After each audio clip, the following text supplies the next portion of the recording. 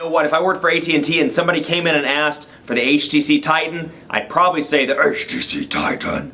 It's a little scary, but it's a powerhouse of a device. What's going on, guys? I'm Aaron from PhoneDog.com, and this really is a monster when it comes to Windows Phone specs. It's got a 1.5 gigahertz processor, a massive 4.7-inch display, an 8-megapixel camera on the back with 720p HD video recording, and it's rocking Mango out of the box. Now this is $200 out of the gate with a 2-year agreement, so it's right up there with AT&T's 4G LTE devices. So is it worth it? We'll find out in the review. But first, some love to Best Buy Mobile. When you go into Best Buy Mobile to get this, you won't deal with rebates with this device or any other device. You won't deal with paperwork, waiting 8 to 10 weeks to get it back, those stupid annoying debit cards. At Best Buy Mobile, rebate free, which is pretty cool. Let's take a look at this HTC Titan.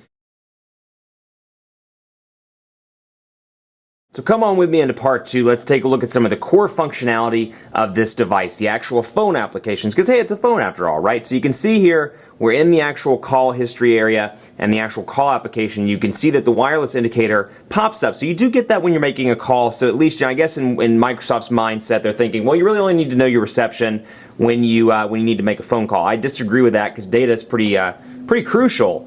But you do at least get this when you're making a call. So you can come in here and we'll dial 611, for example, so you can see what the call screen looks like. And I have the Mango color scheme on right now, so the end call button is in Mango. And then you can see here I can easily access the number pad. I can see speaker, mute, hold, and then I can add a call from there. So I can do it all. It's very clean, very easy, and the fonts look great as well. And if I ever wanted to dial back 611, I can either press it and see the contact history, or I can dial back from there. And I get the option to check voicemail, I get the option to go to contacts, and I get the option to search as well. So we'll load straight into contacts here, and you can see I have my Twitter account synced up with this, and this is pretty cool. This is the People Hub within Windows Phone, and you can see here what's new, so you can read all of my stuff here, and you can see some of my Twitter accounts here that I follow. You can see what's new, and then you can see the most recent thing that I tweeted. Somebody asked how many Motorola Droid devices there are, and I was like, quite a few. And so you can see here between family, I've got Billy Bob, customer support, old man, and this is a pretty cool feature. I've got a couple of different contacts here with different phone or with different different names, if you will. So I can go in here to see, and you can see the ones that are highlighted are the contacts I actually have. So I think that's a pretty cool feature. So you can be like, oh, I don't have any contacts that end in or that start in D or start in E or G, for example, but I do have P, R, T, O, B, and C, and I can click on it. It takes me right to O from there. So PhoneDog Aaron's a pretty filled out contact here. So I'll show you this when I have a screen picture or a little capture there. I have the mobile number, I have text, I have company, and I can see the history of when I called, or I can search Google Mail and see when I've emailed PhoneDog Aaron as well. So that's pretty cool, and that's not my actual number, just so you know, that's a demo phone number. But you can see down here I have some additional options. Delete, I can pin, I can link, and I can edit. So again, they're really focusing on cleanliness, ease of use, and more. So it looks good, it's easy to access, and like I said, there's some neat features like that. So we'll go ahead and add a contact so you can see what it looks like on the front end here. So we'll go to Windows Live, we'll create it there, and I can add a photo, and then from here I have all these little options. I can click plus, I can add a name, not Ho, Joe Brown,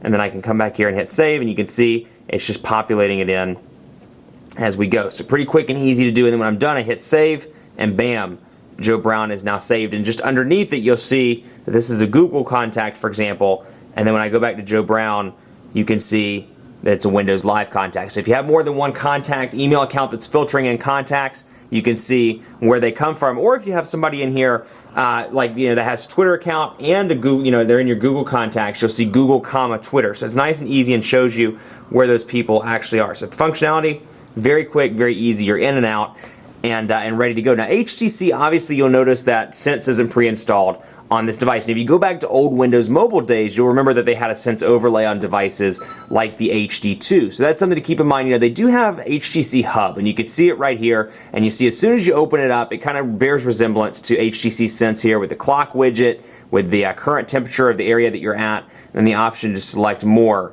here. And then I can scroll over and see stocks, I can see news, I can see featured, all from HTC Hub, and I can get more some more applications if I want to from the Windows Marketplace. So you do have a bunch of different options in HTC Hub, and that's pretty nice. That said, Microsoft's pretty strict this time around on the customizations they're allowing. They've given some leeway to Nokia, but not necessarily to HTC and some of the other OEM vendors. So you see HTC Hub, And that's about it. That's really the only presence of HTC you get on this device. Still, it's a pretty useful application because I can come over here pretty quickly and check out my stocks. I can see that the Dow was up 52 points today. I can come over here and see the time, the weather, and I can click on it, and then I can get kind of a similar functionality, if you will, to HTC Sense version 3.0 or 3.5, where I have my AccuWeather with some weather predictions.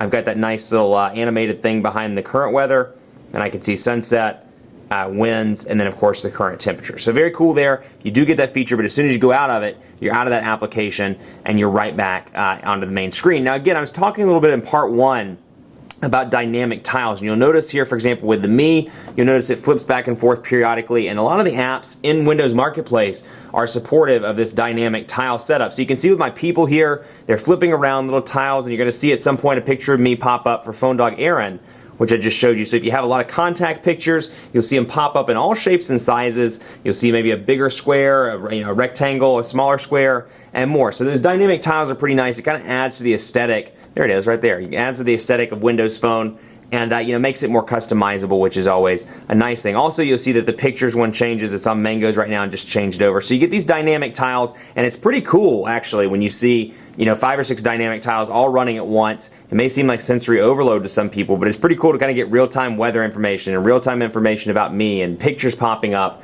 and more, which is a nice touch. So here's Windows Marketplace. Let's take a look at this, and you'll load it up, and you can see AT&T App Center, so you do get a dedicated spot to download your AT&T apps. You also get HTC apps, which is pretty nice, and then of course you can go into the apps within the device itself. So you can see here some recommended apps. You can go over here and see some games, some music, and more. Now it's all in one spot, but they've done a pretty good job with recent versions of Windows Phone with customizing and kind of separating it. So we can go to Twitter, for example, and this is always kind of my stock example. But you can see your Twitter pops up, and in apps plus games. And I can scroll over to music if for some reason I'm looking for some music that has Twitter as a title or Twitter in the name somewhere.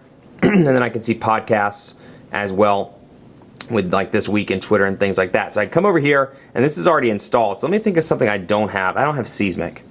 Actually, I don't have Weather Channel. Let's do that. So we'll go ahead and download Weather Channel so you can get an idea of what it looks like. And there it is. And you can see a nice big picture here. You've got your reviews over here, and you can see how the font kind of trails off the screen in that Metro UI format. So you can see reviews here, some screenshots. You've got your related stuff if you want a different weather application, stuff that's related to weatherchannel.com. And then you can see here it's free with a star rating, and then you get some information all on a pretty easy to read display. So you can see you can share it or install it. So we'll go ahead and install that, and it does access our location. But we'll download this and get it rocking and rolling. So you see it goes back to the app selection here, and automatically you can see a little bar that's pushing through here and installing, which is a nice little touch. And while that's installing, I'm going to go ahead and take a look at this because I know you want to see this. This is an HSPA Plus device. It is not a 4G LTE device. It supports speeds of up to, I believe, 14.4 megabits per second on AT&T's HSPA Plus network. So yeah, you do get some fast speeds. Debatable as to whether it's true 4G or not, but it is branded as 4G, as you can see right here. So it's not LTE by any means, but let's do a speed test and get an idea of what we're working with on AT&T's HSPA Plus right now in the Charlotte metro area. So, while it's doing this, I'll tell you, call quality's been pretty decent on this device. I've been pretty impressed with it. The earpiece is nice and loud, and like I said before, it only has a 1,600 milliamp hour battery, but I've been really impressed with the battery life on this device. Now, granted, it's not as power hungry as Android, but still, 1,600 with a gigantic display like that, to be able to make it through a day is pretty impressive. So we're running here, and I'm not sure what went on. It looks like we have a download speed of 0 megabits per second. So let's see if we can get a better score here. And I can give you an idea. If not, we'll just take a look at the history and you can see what I've been working with. So we're going to upload now and try this. Let's see. Don't know why it's not cooperating right now, but you can see here, here's the history that we've been working with. So I've seen some pretty poor speeds, at least today and on December 3rd as well. So 3 days ago, I've seen speeds, 0.82, 0.0, or 0.6 megabits per second. And more. So, the speeds haven't been that impressive, but I have seen, at one point I did see before I deleted all this out and reinstalled the OS or did a hard reboot, I did see some speeds between like 2 and 3 megabits per second. So it can definitely get up there, but for some reason, whatever reason, at least when I've been running this test, they've been kind of less than impressive. But still, HSPA Plus device, so if you're in an area that has that backhaul capabilities, you can certainly take advantage of it. Now, you do get a physical camera button over here, along with a volume rocker. You get your your power button, your headphone jack up there, and your micro USB charging port on the left side. So let's take a look and jump in here at camera. and have a look and see what the pictures look like. So 8 megapixel camera on this sucker. It supports 720p HD video recording. And we'll come in here and we'll take a picture. Let's do some phone-on-phone competition. Let's take a picture of the Galaxy Nexus, and we'll focus in particularly on the Google logo and see what we can do, at least with the image. So 8 megapixel camera here, all in all, pretty decent camera. Focus.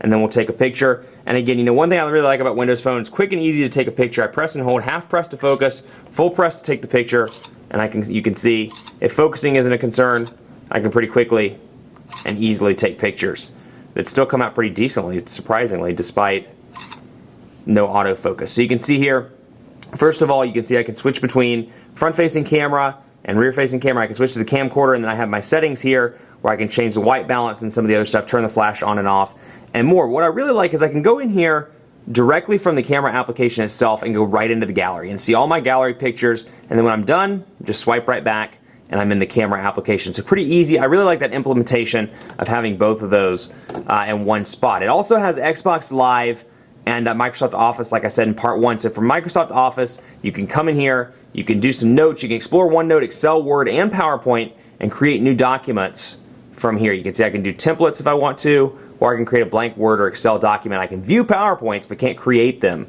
from the device. I can easily come in here into a Word document, and bam, it pops right up, and there it is. So you can see, again, you can use that in portrait or in landscape mode if you so desire. So you can edit those and view those from your mobile device on Windows Phone. Because, hey, it's a Microsoft device. What would it be without Office pre-installed? So all in all, you know, it's a good-looking device. It's got a lot of cool features. It does use Bing Maps and Bing for search. But you can see we'll bring it right in here to Charlotte. So you can see that I'm in the Center City area. I'm in the office right now.